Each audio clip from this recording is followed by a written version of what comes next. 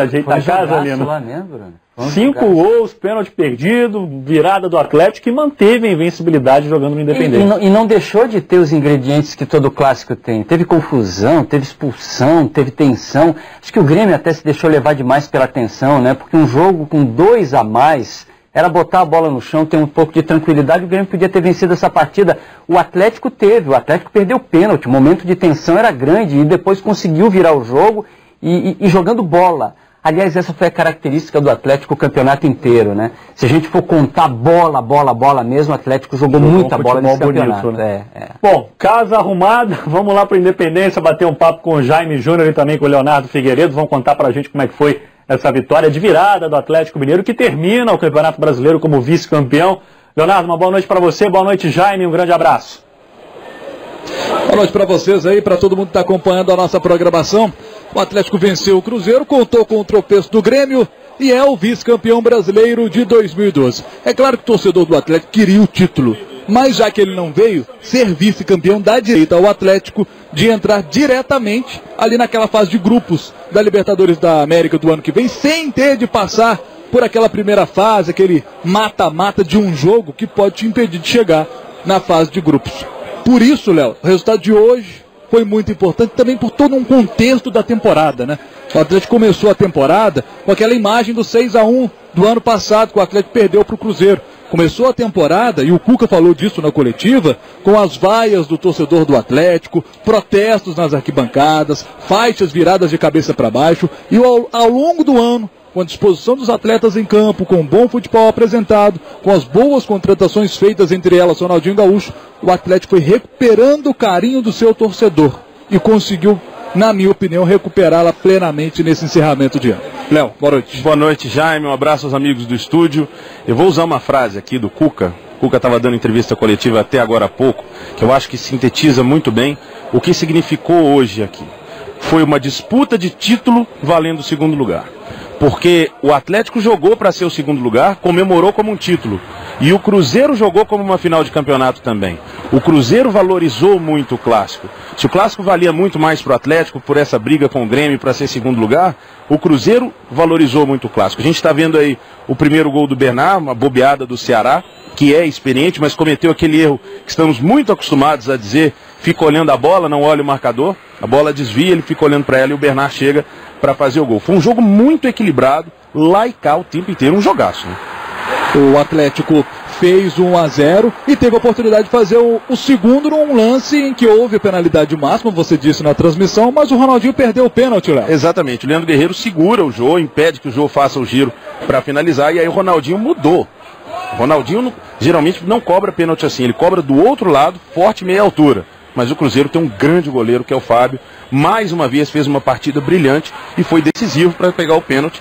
Cruzeiro que depois empatou o jogo. Se o Fábio é um grande ídolo do Cruzeiro, 2 argentinos vão se transformando em grandes ídolos também. O Montijo já o é, e o Martinúcio, que fez o gol de empate, vai chegando a esse patamar também. E depois o Everton fez o gol da virada. Jogo passado ele foi poupado porque está com 2 amarelos. E o Celso Roth entendendo que o Everton é muito importante para o time. E condição legal do Everton. Importante dizer ali que o Richarlison dava condição para ele. Um gol legal. Segundo tempo voltou muito diferente, Jaime. Aí o lance da expulsão dos dois, o Tinga com o Leandro Donizete. Quando vem a dividida na bola, depois o Leandro Donizete deixa o braço esquerdo no Tinga. Aí o Tinga vem e agride o Leandro Donizete e o Paulo César, que fez uma boa arbitragem, Jaime. Aí, ó. O Leandro deixa o braço, o Tinga roda e tenta. O Paulo fez uma boa arbitragem. Só que ele sempre foi muito enérgico. Se ele tivesse sido hoje assim, talvez o jogo não terminasse. O jogo foi muito pegado, muito brigado. E esse é aquele lance em que o Leonardo Silva toca de cabeça e veja que é um desvio no meio do caminho. E a bola entra. Esse desvio não foi do Ronaldinho, foi do Marcelo Oliveira marcando um gol contra. E esse aí, Jaime, um lance que a gente está vendo, que a torcida do Atlético vibrou como um gol. O Montijo chega para fazer o gol e o Richarlison, numa recuperação espetacular, salva o que seria o terceiro gol do Cruzeiro.